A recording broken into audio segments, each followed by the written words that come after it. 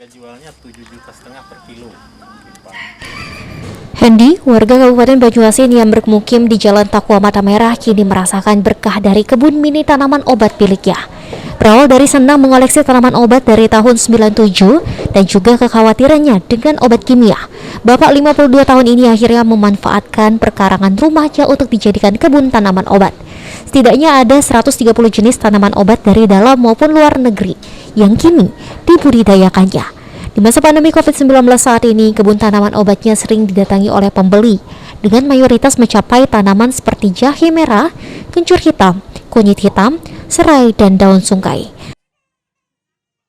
Saya mulai membuat koleksi tanaman obat sejak tahun 97 sebetulnya, udah lama.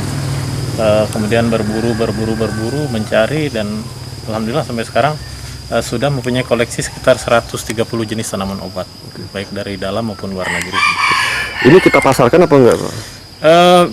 Kadang kita pasarkan dalam bentuk bibit, atau kita pasarkan juga dalam bentuk produk ya, produk obatnya, obat herbal.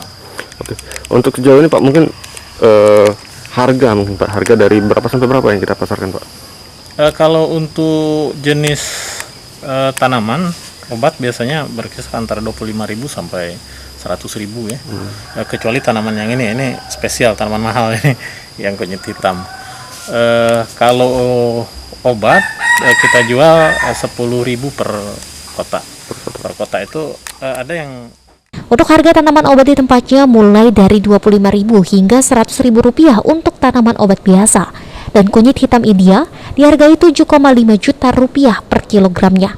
Sementara untuk tanaman obat yang sudah diolah dalam bentuk kapsul atau teh celup dihargai sekitar 10.000 rupiah per paket.